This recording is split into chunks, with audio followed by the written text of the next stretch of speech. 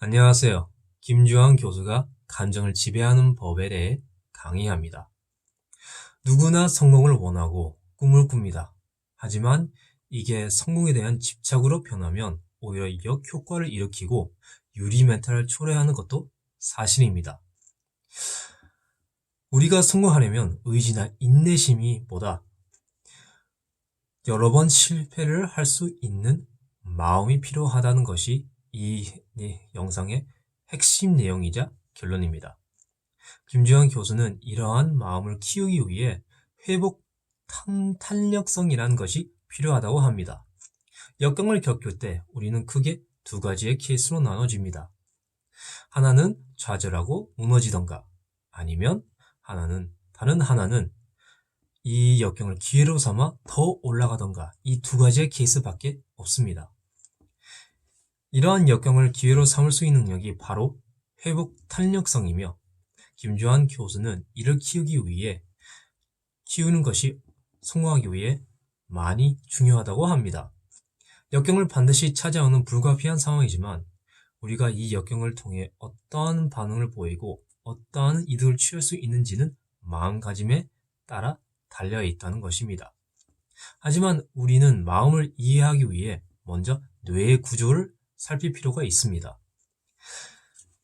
여기서 우리는 유심히 봐야 할 뇌의 부위들은 전전두피질과 편도체가 있습니다.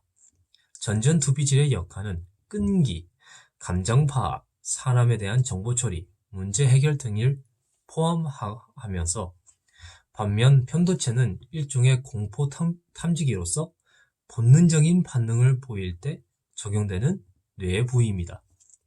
문제는 현대인들의 경우 과도하고 지속적인 스트레스로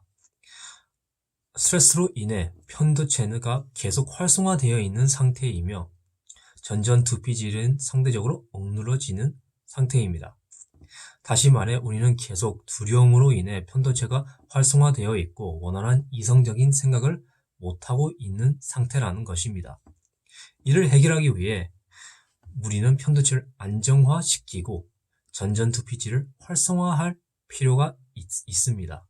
여기서 김주환 교수는 감정에 대해 좀 더 설명합니다.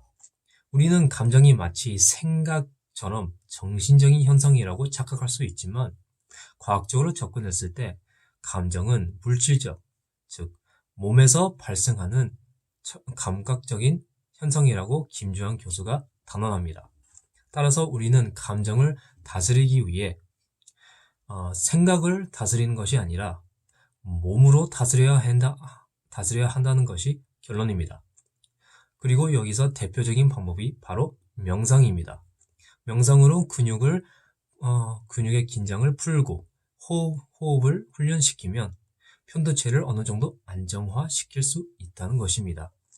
이 강의를 보면서 우리의 뇌의 구조가 이렇게 되어 있군, 이렇게 신기한 메커니즘이 있다는 것을 알게 됐고 재밌게 봤습니다.